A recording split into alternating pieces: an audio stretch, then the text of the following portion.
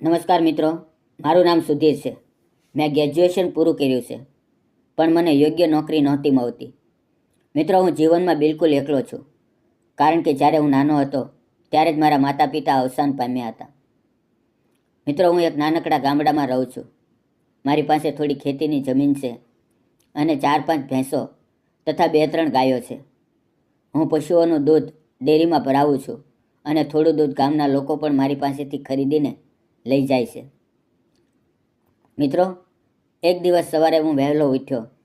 ગાય ભેંસનું દૂધ દોઈને નાહી ધોઈને હું ઘરે બેઠો હતો ત્યારે દરવાજા પર ટકોર થઈ. મેં અંદર આવવાનું કહ્યું.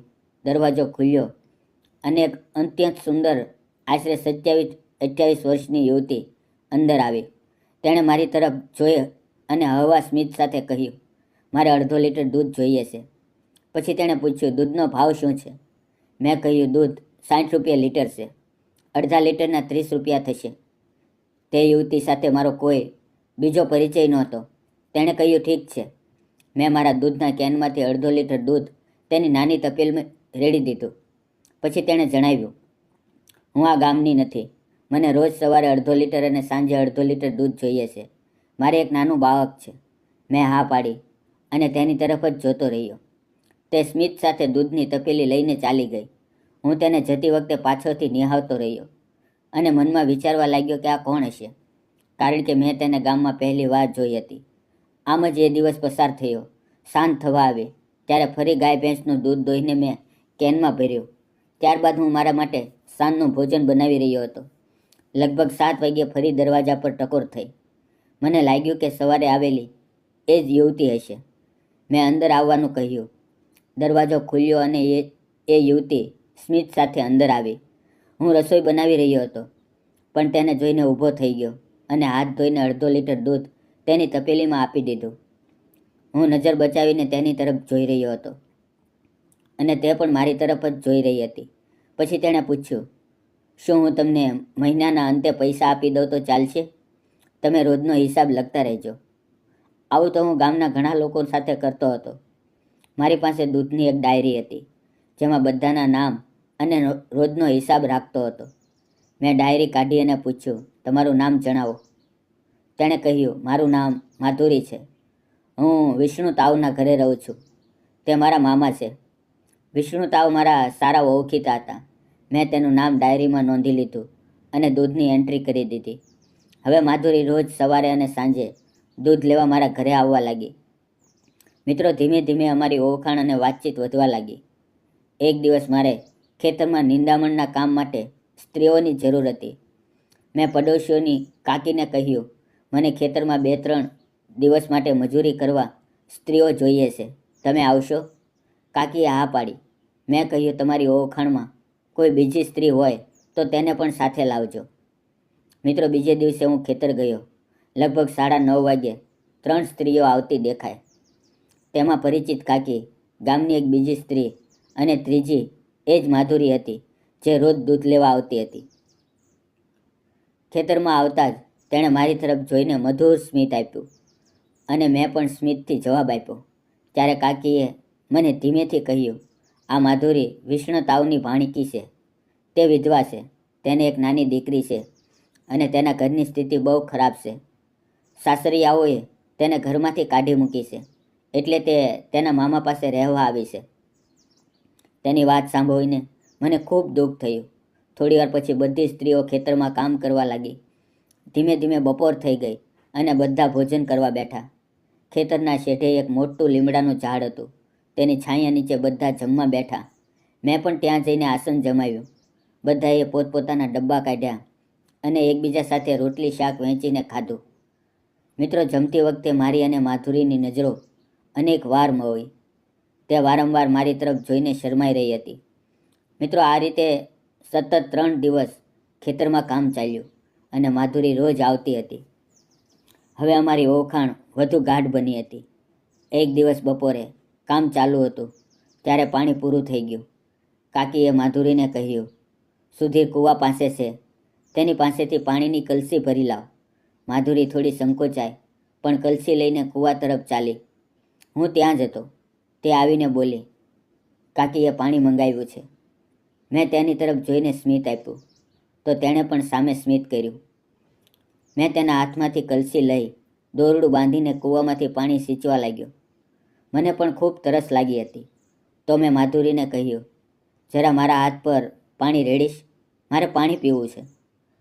તે કશું બોલ્યા વગર મારા હાથ પર પાણી રેડવાનું શરૂ કર્યું. તે વાકી વહોઈ હતી અને હું પણ ઝૂકીને પાણી પી રહ્યો હતો. અમારી નજરો મળી રહી હતી. માધુરી લાજી રહી હતી અને હું તેની આંખોમાં હૃદયના ભાવ વાંચી રહ્યો હતો. પાણી પીધા પછી મેં ફરી કૂવામાંથી તાજું પાણી ખેંચી કલસી ભરી અને તેના માથે મુકાવી દીધી. એક ક્ષણે ફરી અમારી નજરો મળી. માધુરી એ વેળા ખૂબ સુંદર લાગી રહી હતી.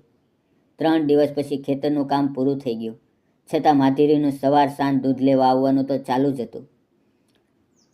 એક રવિવારે જ્યારે તે દૂધ લેવા આવી ત્યારે મારે સ્ત્રીઓની મજૂરી ચૂકવવાની હતી. માધુરીએ કહ્યું, મારી મજૂરી ન આપશો, હું જે રોજ દૂધ લઉં છું તેમાંથી કાપી લેજો. મેં તેના હાથમાં પૈસા મૂકતા કહ્યું, દૂધનો હિસાબ પછી કરશું, પણ આ તારી મહેનતની કમાણી છે. તારા ઘરની પરિસ્થિતિ સારી નથી, એટલે આ પૈસા રાખવા યોગ્ય છે. આ સાંભળીને માધુરી ગદગદ થઈ ગઈ અને તેની આંખો ભરાઈ આવી. મેં તેને બેસવાનું કહ્યું અને હું રસોડામાં ચા બનાવવા ગયો. ત્યારે માધુરી અંદર આવીને બોલી, લાવો ચા હું બનાવી દઉં. તેણે મને આઘો ખસેડી પોતે ચા બનાવવા લાગી.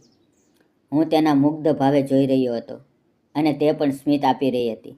અમે સાથે બેસીને વાતો કરતાં કરતાં ચા પીધી. મેં તેને તેના ભૂતકાળ વિશે પૂછ્યું તો તેણે ભારે હૈયે કહેવાનું શરૂ કર્યું કે મારા લગ્ન 3 વર્ષ પહેલાં થયા હતા. મારા પતિ કડિયાકામ કરતા હતા. એક દિવસ કામ કરતી વખતે તેઓ ઊંચાઈ પરથી પડી ગયા અને તે અકસ્માતમાં તેનું મૃત્યુ થયું. એ સમયે મારી આખી દુનિયા ઉજળી ગઈ. હું બિલકુલ એકલી પડી ગઈ. તે સમયે હું ગર્ભવતી હતી. મારા માતા પિતાએ મને હિંમત આપી, એટલે મેં મારા આવનારા બાળક માટે જીવવાનો નિર્ણય કર્યો. થોડા મહિના પછી મારે દીકરીનો જન્મ થયો. દીકરી જન્મી એટલે સાસરિયા નારાજ થયા. તેમને વંશ વધારવા દીકરો જોઈતો હતો. હું દીકરો ન આપી શકી, એટલે તેણે મને ઘર બહાર કાઢી મૂકી દી. પિયરમાં પણ ગરીબી હતી, એટલે મારા મામા મને અને દીકરીને પોતાના ઘરે લઈ આવ્યા. હવે હું અહીંયા કામ કરીને જીવન ગુજારું છું. મામા ખૂબ સારા છે. તેની આપવીતી સાંભળી મારું હૃદય દ્રવી ઉઠ્યું. પછી તેણે મને પૂછ્યું, તમારા ઘરે કોઈ નથી? હંમેશા તમે એકલા જ જોવા મળો છો? મેં કહ્યું, હા. હું નાનો હતો ત્યારે જ મારા માતા પિતા અવસાન પામ્યા હતા. બધી જવાબદારી મારા પર આવી ગઈ. છતાં હિંમત રાખી અભ્યાસ કરી ગ્રેજ્યુએશન પૂરું કર્યું. સારી નોકરી ન મળી તો ખેતી અને પશુપાલન સંભાળ્યું. યોગ્ય છોકરી નથી મળી, એટલે લગ્ન બાકી છે. આ સાંભળી તેણે સ્મિત સાથે પૂછ્યું, કેવી છોકરી જોઈએ છે તમને? મેં હસીને કહ્યું, તારા જેવી સુંદર, સમજદાર અને સાથ આપનારી. આવી મળી જાય તો જીવન ધન્ય થઈ જાય. આ સાંભળીને માધુરી શરમાઈ ગઈ. આ રીતે દિવસો વીતતા ગયા. હવે મને માધુરીની આદત પડી ગઈ હતી. તેને જોયા વિના મારો દિવસ અધૂરો લાગતો હતો. તે મારા સપનામાં પણ આવવા લાગી હતી. એક દિવસ જ્યારે તે દૂધ લેવા આવી ત્યારે તેના ચહેરા પર ઉદાસી સ્પષ્ટ હતી. મેં ધીમેથી પૂછ્યું, આજે શું થયું?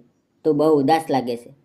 તેણે કહ્યું, કંઈ નથી, પણ તેની આંખોમાંથી આંસુ વહી રહ્યા હતા. મેં આગ્રહ કર્યો, સાચું કહે, શું થયું છે? ત્યારે રડતા રડતા માધુરી બોલી, હું મારા મામાના ઘરે રહું છું. તેમનો મોટો દીકરો પરણેલો હોવા છતાં મારા પર ખરાબ નજર નાખે છે. આજે તો તેણે મારી સાથે જબરદસ્તી કરવાનો પ્રયાસ કર્યો. હું જેમ તેમ છૂટીને ભાગી. મામાએ તેને વઢ્યું, પણ તે કોઈનું સાંભળતો નથી.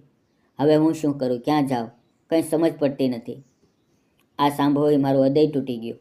હું પહેલાંથી જ માધુરીને ચાહતો હતો. હવે મારો ગુસ્સો 7મા આસમાને પહોંચ્યો. મેં તેનો હાથ મારા હાથમાં લીધો.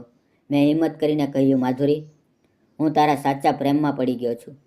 હું દિલથી તને ચાહું છું અને તારી સાથે લગ્ન કરવા માંગુ છું. હું તને જ નહીં, તારી દીકરીને પણ દિલથી સ્વીકારવા તૈયાર છું. આ સાંભળી માધુરીની આંખોમાં આ વખતે હર્ષના આંસુ હતા. થોડા દિવસ પછી હું તેના મામા પાસે ગયો અને સ્પષ્ટ કહી દીધું, મને માધુરી ગમે છે. હું તેને પ્રેમ કરું છું અને તેની સાથે લગ્ન કરવા ઈચ્છું છું. મામાના ચહેરા પર પણ રાહત અને ખુશી દેખાય. ટૂંક સમયમાં જ અમારા લગ્ન સાદગીથી થઈ ગયા. આજે હું, માધુરી અને અમારી દીકરી અમે ત્રણેય મળીને એક સુખી પરિવાર તરીકે જીવીએ છીએ. મિત્રો, મેં માધુરી સાથે લગ્ન કરી તેનું જીવન સુધાર્યું. હવે તમે જ કહો, મેં સાચું કર્યું કે ખોટું? તમારો અભિપ્રાય જરૂર આપજો. સાચો પ્રેમ અને માનવતા ક્યારેય પરિસ્થિતિ કે ભૂતકાળ નથી જોતા. મિત્રો, તમને આ વિડીયો કેવો લાગ્યો? જો ગમ્યો હોય તો લાઇક, શેર અને ચેનલને સબસ્ક્રાઈબ કરવાનું ભૂલશો નહીં. ફરી મળશું મિત્રો એક નવી વાર્તા સાથે. ત્યાં સુધી આવજો.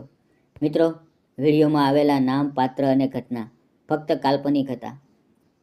તેનો કોઈ પણ વ્યક્તિ, જાતિ, ધર્મ કે કોઈ અન્ય સાથે સંબંધ નથી. આ વાર્તા ફક્ત મનોરંજન અને શૈક્ષણિક ઉદ્દેશથી બનાવવામાં આવી હતી. તેને અન્યથા ન જોશો. ફરી મળશું મિત્રો નવી વાર્તામાં. ફરીવાર આવજો.